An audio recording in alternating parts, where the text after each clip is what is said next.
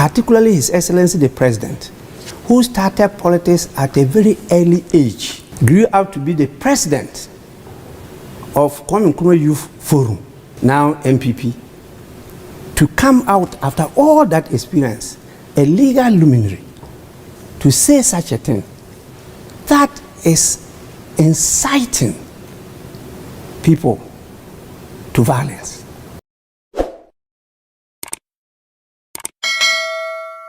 Particularly His Excellency the President, who started politics at a very early age because of his parenthood, and who was an activist in the CPP party, grew up to be the president of Kwame Nkrumah Youth Forum, and after the 1966 election, joined the United Party, Progress Party, now MPP, to come out after all that experience, a legal luminary, to say such a thing, that is inciting people to violence. Okay. That even if we lost the election, we will not hand over.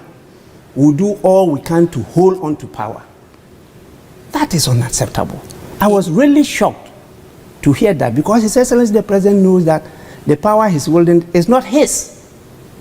It's for the people, particularly the voters. And the people voted and gave him that power. Once they vote you out, he even is ending his 8 years period. At the 6th of January 2025, His Excellency Nana Addo Akufo-Addo has no such power.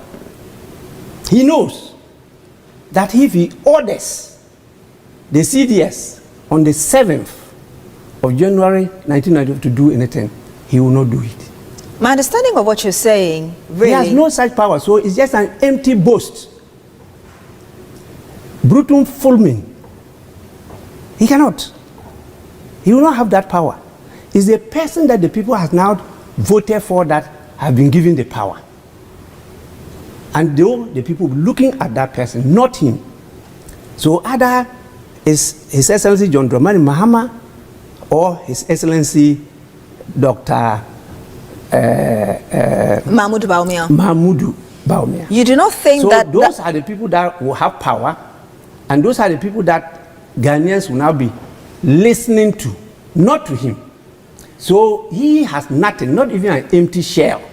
What we do is just a ceremony to show that power has now shifted from the former to the newly elected person. You do not think that those comments were deep expressions of, I really wish that Bawumia would take over the reins of power from me? You just said it. What prevented him from using that same language? It's my wish that MPP should win the elections and Bawumia will take over from me. But if you go and say categorically, I will not hand over power, as if the power is still in your hands. But by that time, it's not in his hands. You just gave his history there, where he started from before he even became president. Yeah. Would you say that that comment was irresponsible, and he's repeated it? Well, His Excellency knows better. You know, in mature democracies, they will take actions more than what we will do. That would have soiled all his records as a politician. You know, and all those descriptions people make of him in terms of law and the defense of human rights or the media, and also his record as a president.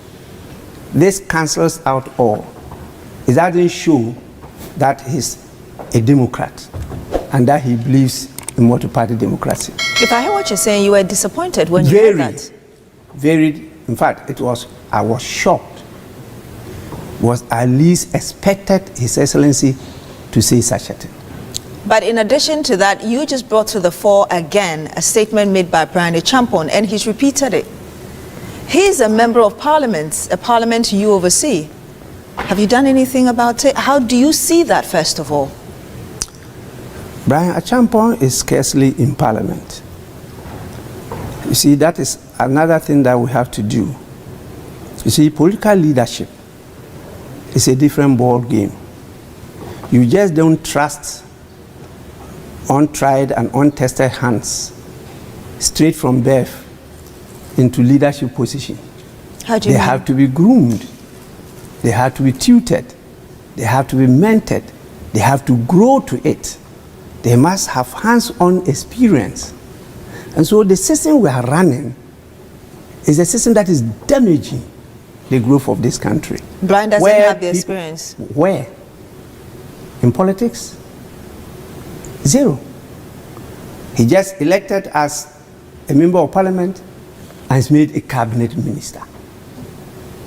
He has no knowledge about the public sector, about governance, about politics, and he is now going to lead the whole sector.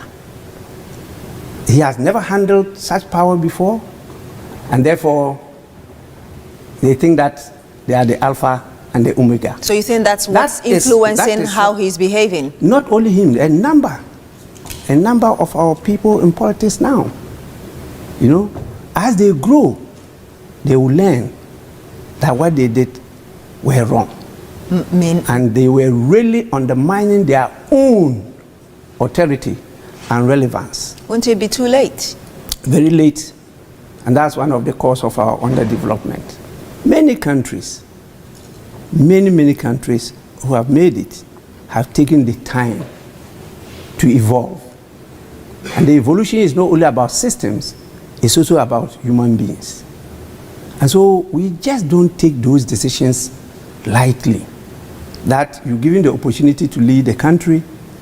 If you want to bring up, definitely there's growth, there's replacement. We must always go with the youth. We must go with everybody. But you give them the position to grow. Okay? Once you keep on just cutting corners and doing what is happening now, we can never develop as a nation.